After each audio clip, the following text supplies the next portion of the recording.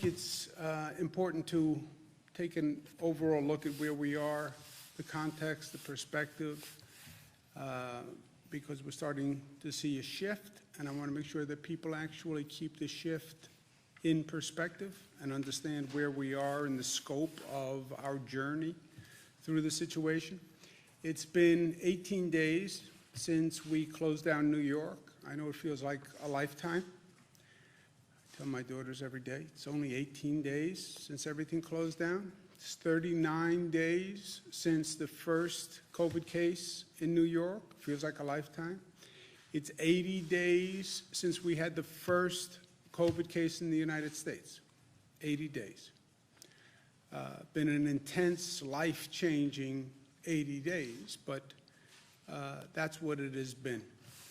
When we started this situation that we are still in the midst of, before people get complacent, the end of March, the White House task force, coronavirus task force, was still talking about 1.5 to 2.2 million deaths, okay? Their best case scenario with quote-unquote mitigation efforts was 100 to 240,000 deaths in the United States, which is breathtaking. For New York, there are a number of models that were put out that we are following. The most frightening was Columbia University that said we could have 136,000 people in New York City only who would be hospitalized, not infected. We had the McKinsey model, which suggested 110,000 people could be hospitalized statewide. We had a second scenario from McKinsey, which is 55,000 people hospitalized. And then the Gates Foundation, thank you very much, funded the IHME study, which said a high point of 73,000 statewide. Any of these scenarios are devastating for New York, because remember, we only have a 53,000 bed capacity system statewide, 36,000 beds in New York City.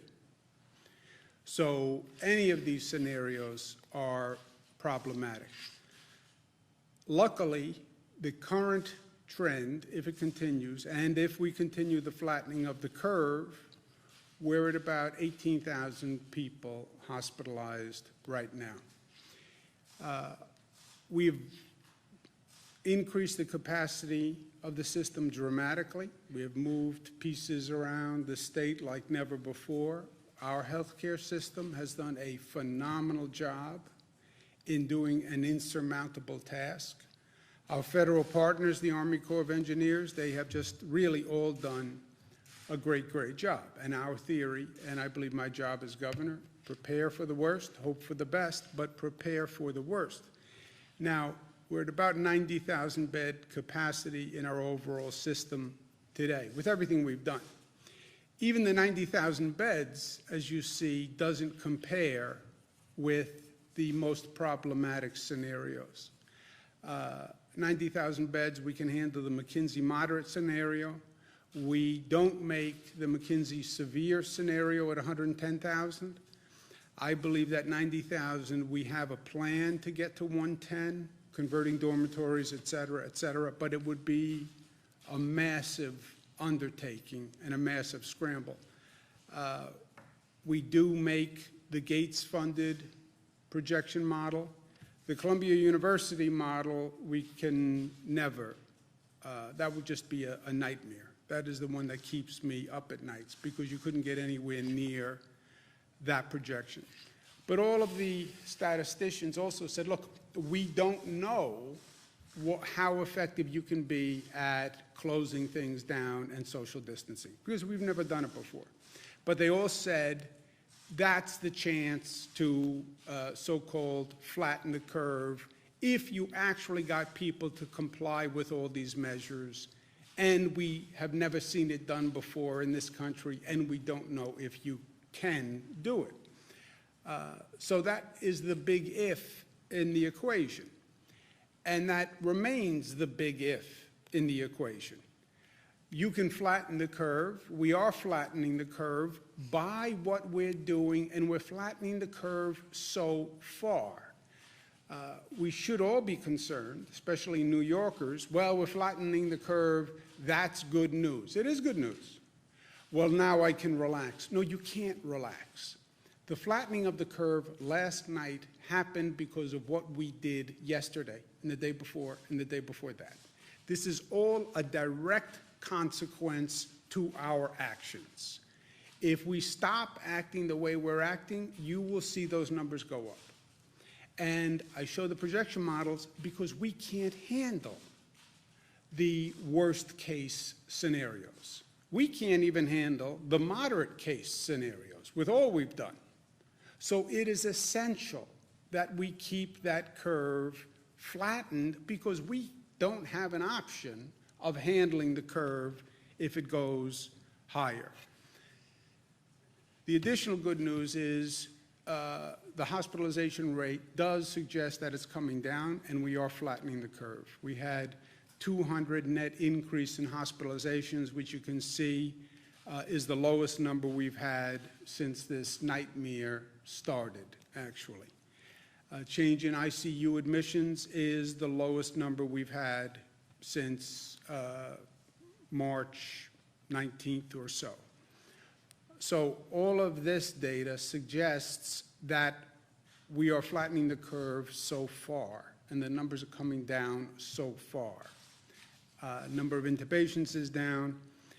3-day average on intubations is down.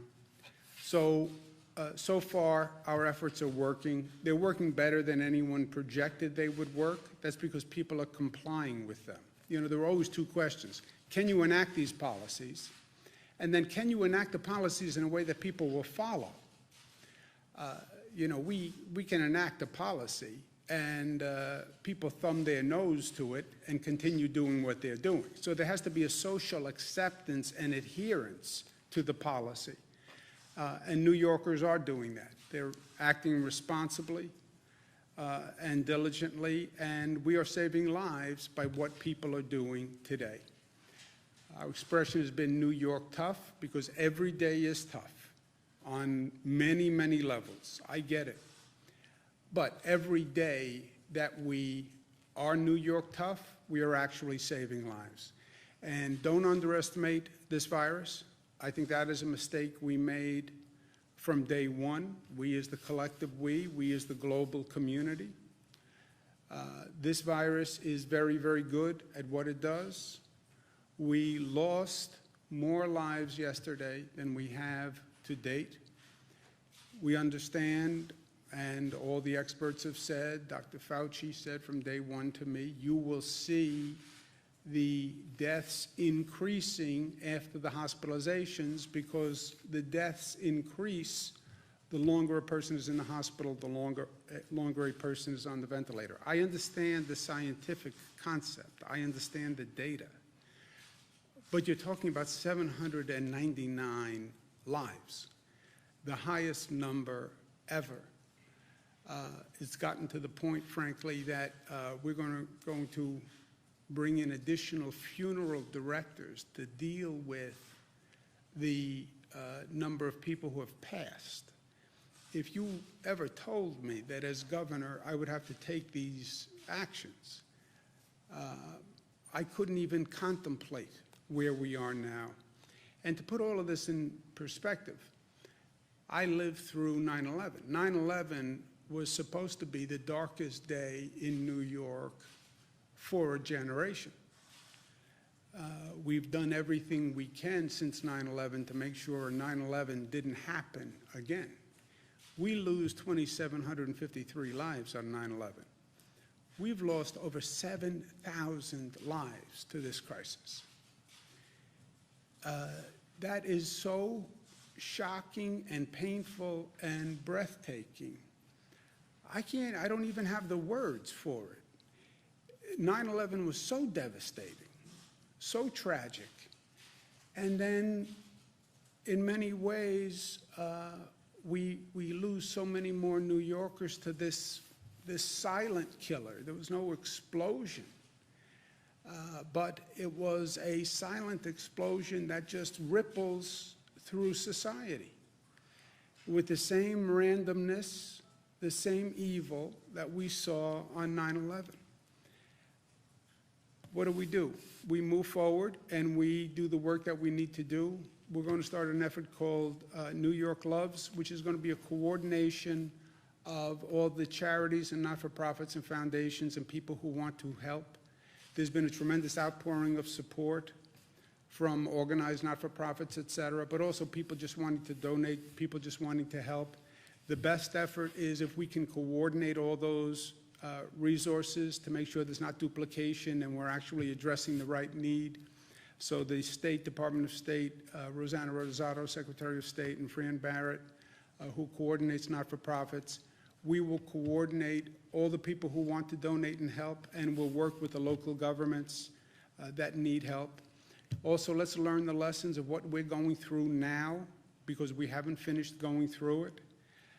Let's learn how and why this virus kills, especially why we have higher fatality rates among African Americans and Latinos, and what we do about it. Let's understand it, but let's also address it.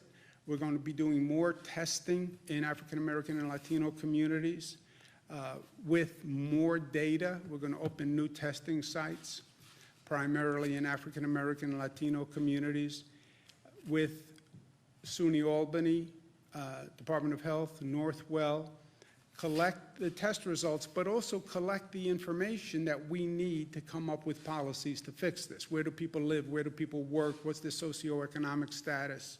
Where do they socialize? What are their previous health conditions? Why do we have these higher rates, and what do we do about it? And let's do that now. Rapid testing and testing is going to be the bridge to the new economy and getting to work and restarting, right? We're not going to go from red to green. We're going to go from red to yellow. Yellow is let the people who can go back to work start going back to work. Well, how do you know who can go back to work? Test them.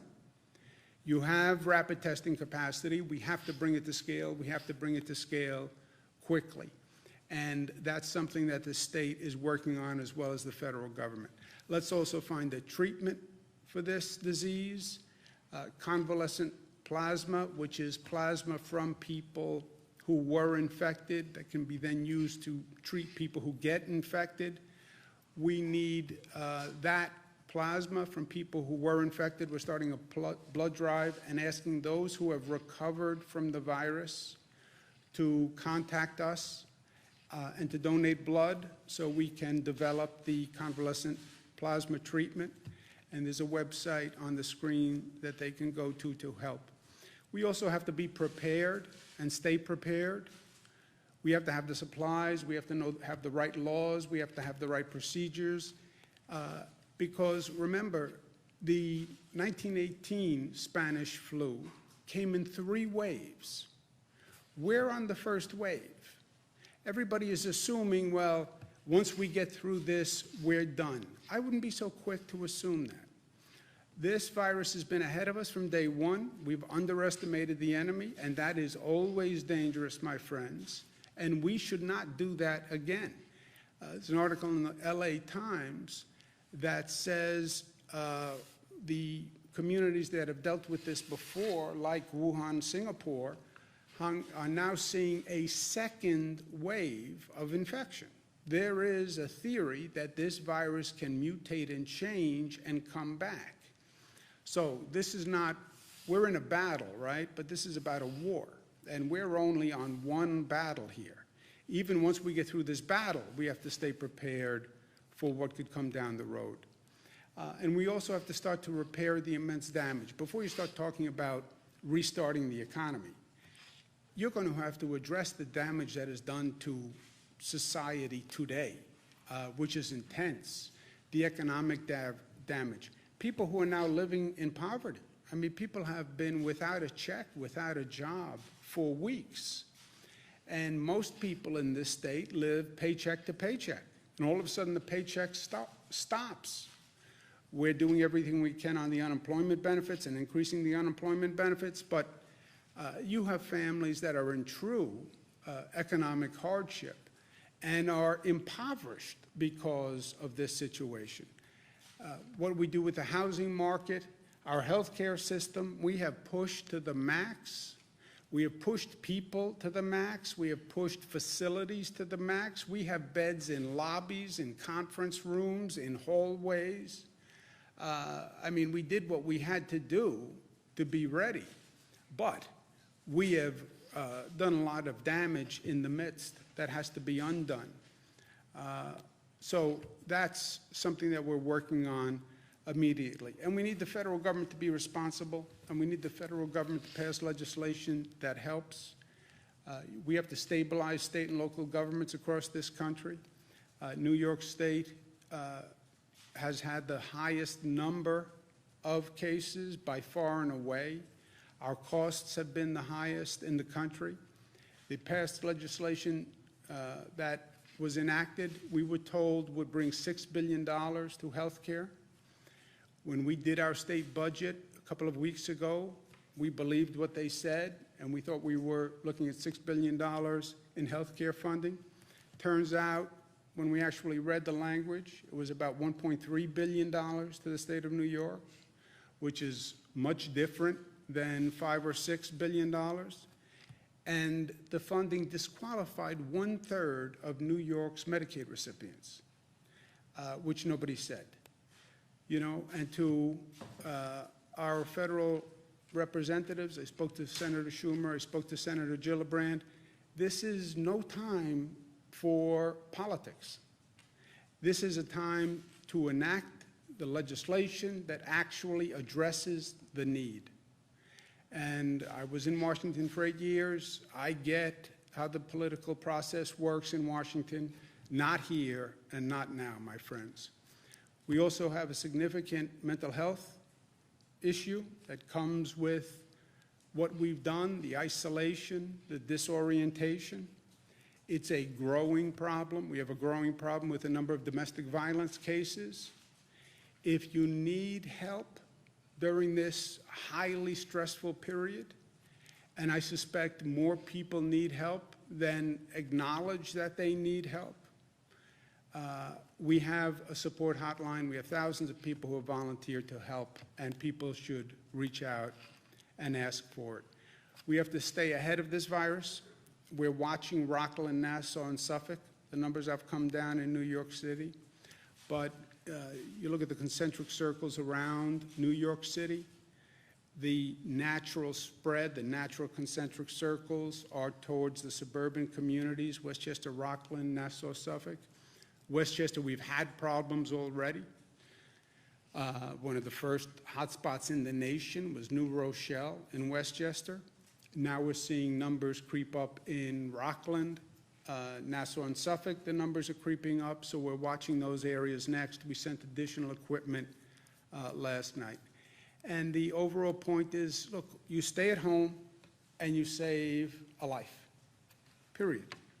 Stay at home and you save a life. And I know New Yorkers, I'm born and bred. The instinct is, well, this is good news, now I can relax, because by the way, I've been dying to relax and get out of the house and end this Groundhog Day reality. Yeah, you're not out of the woods. And now is not the time to misunderstand what's happening. We have done great things, and we have saved lives because we have followed these policies. The moment you stop following the policies, you will go right back and see that number shoot through the roof. And we are not prepared to handle the highest numbers in those projection models. Whatever we do, you can't take a 50,000 bed system and get it to 136,000 beds. It's an impossibility. And I'm a person who never says no and believes New York can do anything if we try.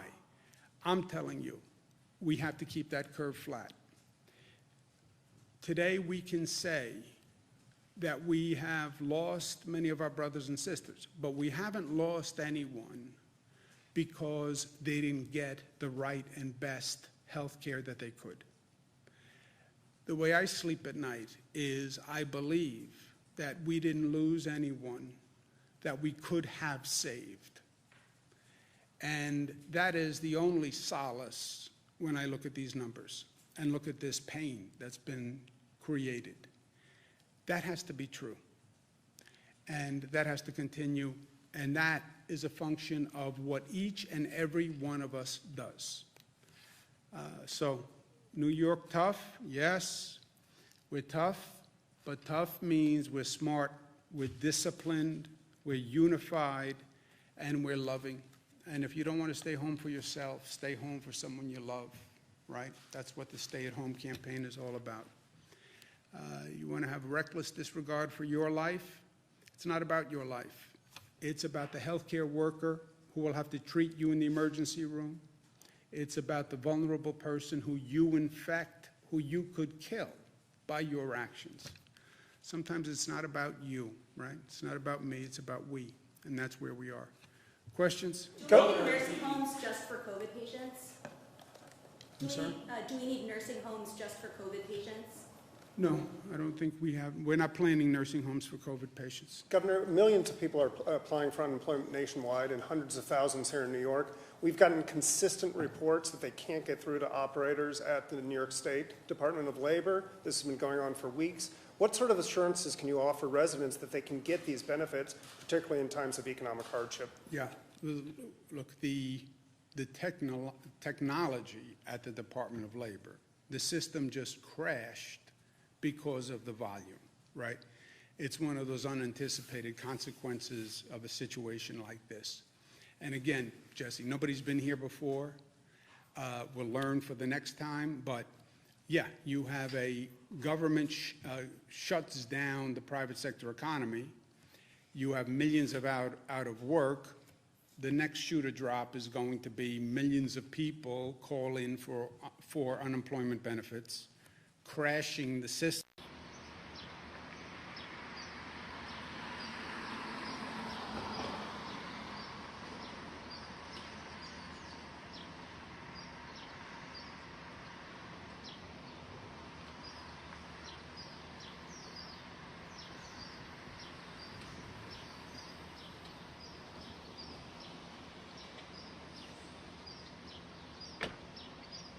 Sure, we'll do. Thank you, Joe. Thank you, too.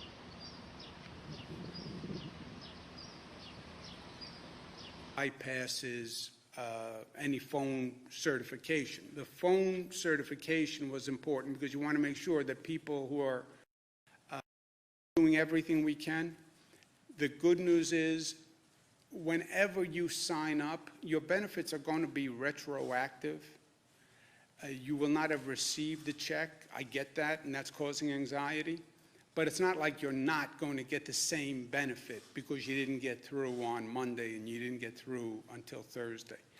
Melissa's been working on the system. You want to give an update? Sure. So just to give everybody a little bit of context, these numbers will come out later today, but last week there were 350,000 unemployment claims in New York.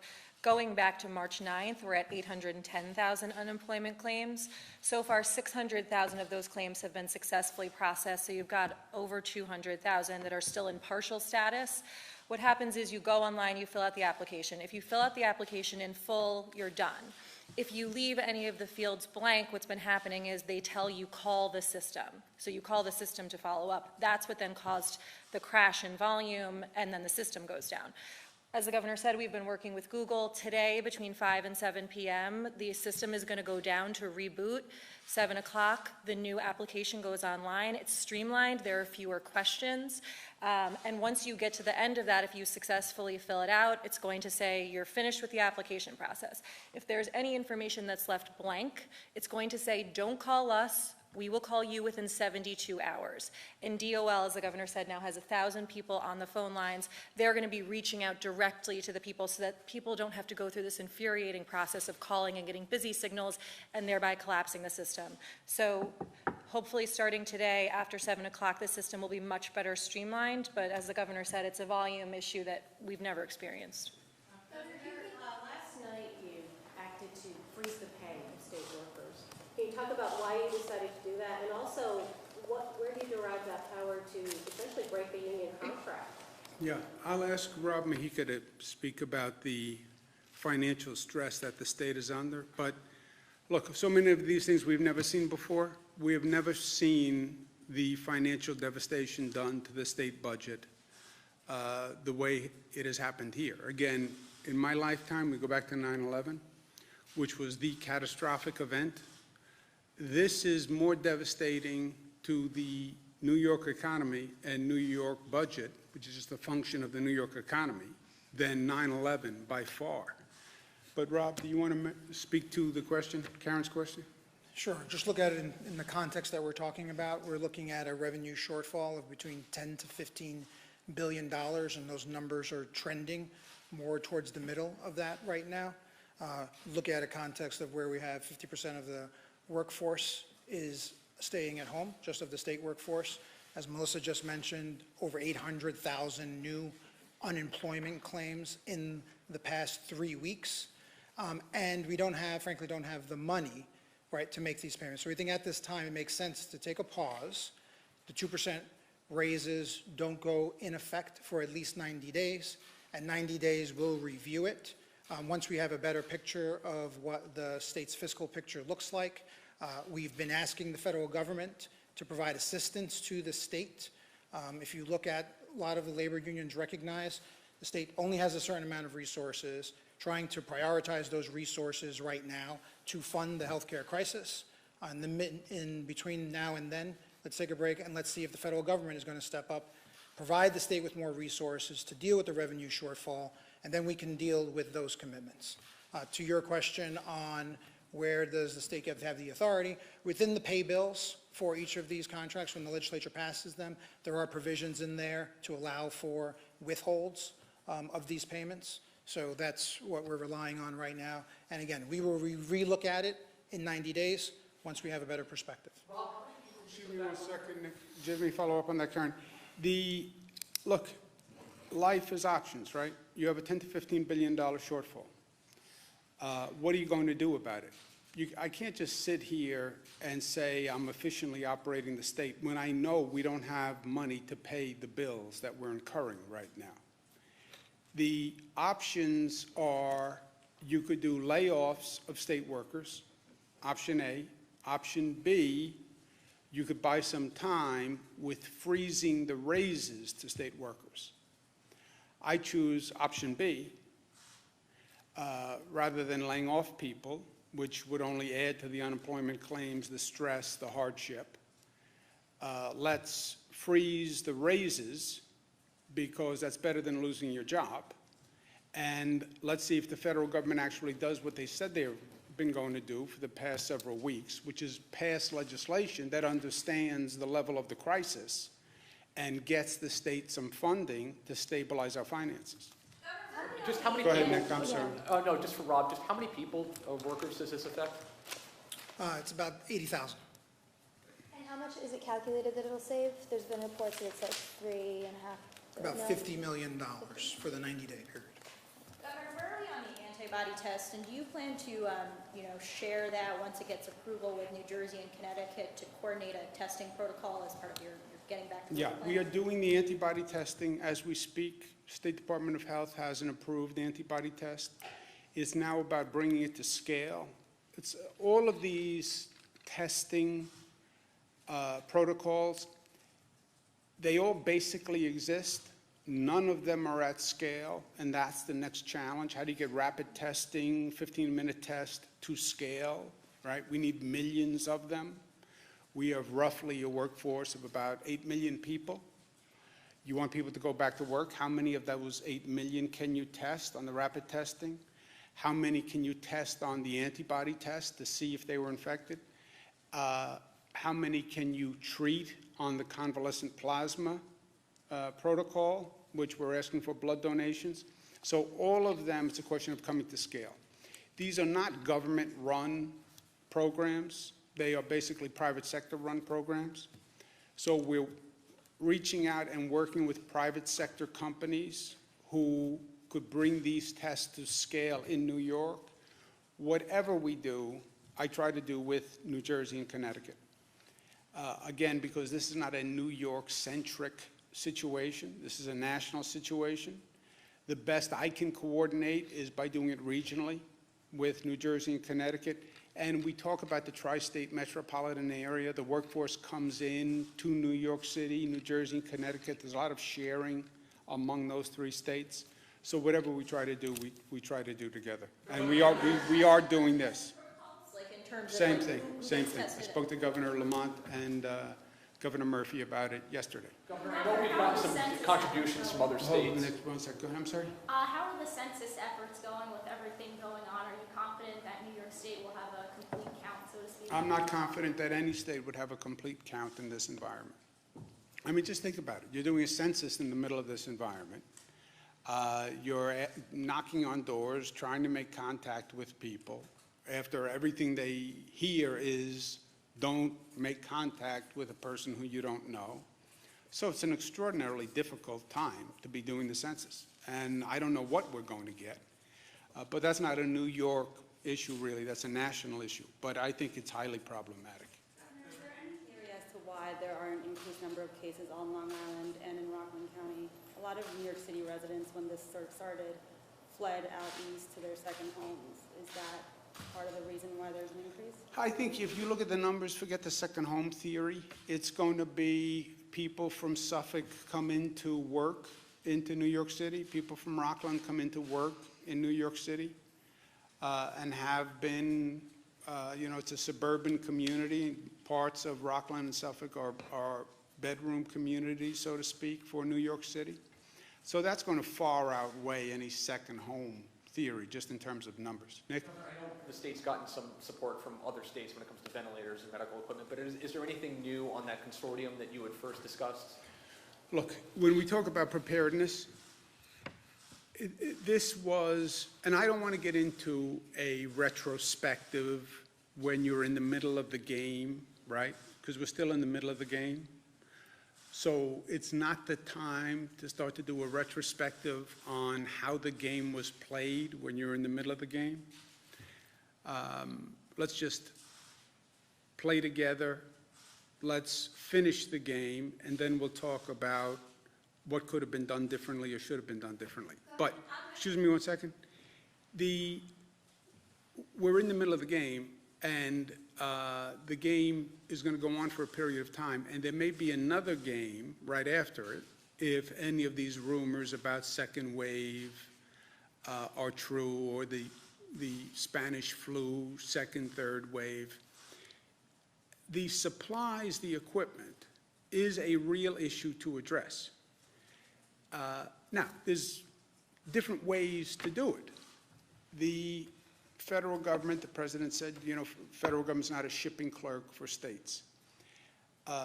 One theory is the federal government is the supply purchaser for states, that states aren't left to their own to scale up for a global pandemic. The federal government does it. That's what FEMA does.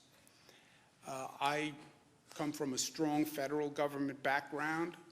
Part of the Clinton administration, we were very active on disasters, and FEMA was a really key player. So, to me, that's a viable option. Yes, this is a federal emergency declaration. It is a war. When you go to war, that's a federal effort, right? It's not state by state that declares war. It's not state by state that you go out and you buy tanks. This is a global pandemic. It's a national situation. Something like 98% of the country is under stay-home orders now. The federal government is the purchaser-in-chief, strategist-in-chief. FEMA buys the equipment, distributes it to the states that need it. Okay? That's option A. And I think that's a viable option. But people can say, well, I don't want to do that. Option B. Okay. Option B could theoretically be designed. We've never done this. If you're saying the states have to be responsible for their own stockpile and their own purchasing of pharmaceuticals and medical equipment for a global pandemic, then the states have to do it in a way where they're not competing with each other. I mean, this was just crazy, that I'm bidding on a machine that Illinois is bidding on, and California is bidding on, and Florida is bidding on, and we're all bidding up each other. I'm trying to buy masks at the same time that everyone else is trying to buy masks. That is just, and I'm going through all of these efforts. I have to figure out how to do business with China, where I have no natural connection as a state. And every state has to scramble to find business connections with China. I mean, it was crazy. That can't happen again. If the federal government doesn't do it, then the states, as a consortium, I would suggest do it. And let the states create a national consortium of states to do the purchasing in lieu of the federal government. And then that consortium could work with each individual state for an allocation for that state or a purchasing agreement for that state. I'm part of something called the National Governors Association, which is an association of all the governors. I'm what's called the vice chairman now. I become the chairman. But it's something I'm going to focus on and work on. I become chairman in a few months. It's a sort of rotating cycles. If the federal government's not going to do it, then the states have to do it, and they have to know that they have to do it, and they have to be prepared, and they have to do it together. But what happened now can't happen again. And it can't continue to happen, right? Governor, could you please comment on whether or not the state is providing any guidance to local jails, particularly in rural areas, to stop the spread of the coronavirus? Yes, DCJS, on our state prison system and on the local jails, DCJS has provided guidance and new procedures, and we can get that to you. Yeah, more procedures, either directing them to release more jail prisoners or any further guidance to stop the spread, any specifics? I would have to check. And I what's don't the- know if DCJS has done recent guidance, but I can find out. What's the, That's the what, Department what, of Justice. what's, Social distancing, Governor. Mayor de Blasio said that we might see some of these restrictions relaxed by May at some point, but you keep comparing this to 9/11. You say it's taken a catastrophic hit to our state budget, also the death toll. Can you talk a little bit about that? I'm not going to guess when the data will say we should change our practices. It's a guess. Oh, well, maybe by Easter, maybe by May, maybe by June. Broadway thinks June. And by the way, Broadway is a very important part of our economy. I get it. There's a lot of jobs. It's a big economic engine. But how can you say that? How can you, who can look forward and say, this is where we're going to be in 3 to 4 weeks? You saw the projection models by the expert companies, which frankly were all off thus far. So I'm not going to say to anyone, this is where I think we'll be in 3 weeks or 4 weeks or 5 weeks. I have no idea. I don't know if that curve goes up. I don't know if that curve goes down. It depends on what we do, and we'll know when we get there. You know, we look at the data every day, and every decision we make is in some ways very simple. As traumatic as they are, they're all data-driven by experts. This is, you look at the numbers and the data should drive the policy. It's not what you politically would like. It's not what you think. It's not what you hope. You know, I have my own hopes, but make the decision on the data. And I'm not going to tell you what I think the data says in 5 weeks, because I have no idea, and I've spoken to the smartest people on the planet for the past month about this, and I'm telling you, the smartest person will start by saying, I don't know. And that's, to me, the sign of wisdom in all of this. And how do these economic projections compare to what happened during 9/11? Well, this economy has been shut down tighter. Remember 9/11, in retrospect, 9/11 was catastrophic emotionally and physically and culturally, and it gave us a sense of vulnerability that we never had before. But on the pure numbers for the economy, this has been more devastating because this was a complete shutdown for now over 1 month of everything. And on the numbers, this is much more consequential for the economy than 9/11. Thank you, guys. I'll talk to you tomorrow. I'll talk to you tomorrow. How confident am I of federal responsibility and action? Not that confident. Thank you, Judge. I'll talk to you tomorrow.